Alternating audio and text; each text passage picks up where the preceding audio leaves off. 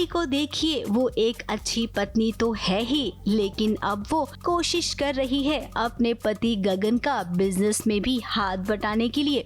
अब गगन को चोट लगी है, वो ऑफिस का काम कर नहीं पा रहा है, कितने सारे काम पेंडिंग है। अब फूली को ये साफ साफ नजर आ रहा है, इसीलिए उसने सोचा कि क्यों न रात को चुपके से गगन बाबू का सारा काम निपटा दूं।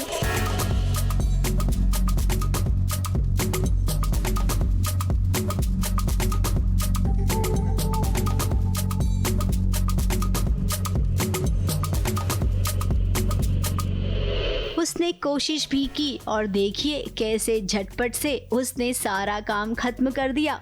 तो गगन जी एक मुश्किल में हैं और जहाँ गगन जी मुश्किल में हो वहाँ फूली पहुँच जाती है उनकी मदद करने के लिए। तो फूली आ गई है उनकी मदद के लिए।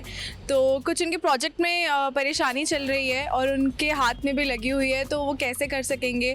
अगर उन्होंने कुछ किया तो हो सकता है कि उनका हाथ ज़्यादा ख़राब हो जाए। तो फूली आती है और छुपके से मदद कर रही है। किसी को नहीं पता है घर पर कि फूली है, एक दिव्या के अलावा। दिव्या क्योंकि बहुत क्लोज़ है फूली के, तो दिव्या ही लेकर आती है उन्हें।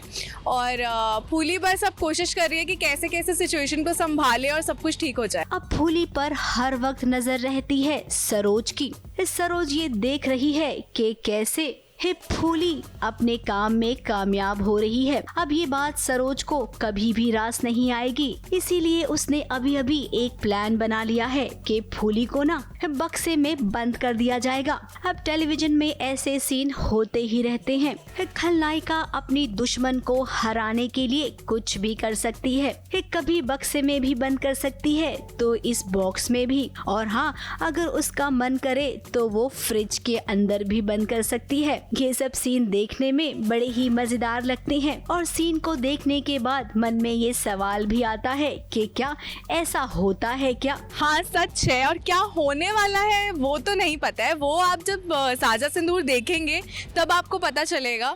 तो सरोज जी आती हैं, वो बक्से में बंद कर देती है। अब गलती से करती हैं या जानबूझ के करती हैं वो भी आपको देखना होगा। अब ये एंटरटेनमेंट की दुनिया है, तो यहाँ पर अपने दर्शकों को एंटरटेन करने के लिए राइटर को कुछ ऐसा जरूर लिखना पड़ता है जो थोड़ा हटकर हो।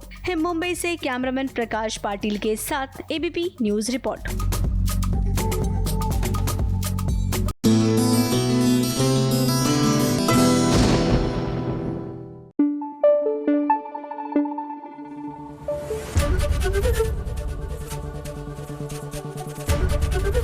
एबीपी न्यूज आपको रखे आगे।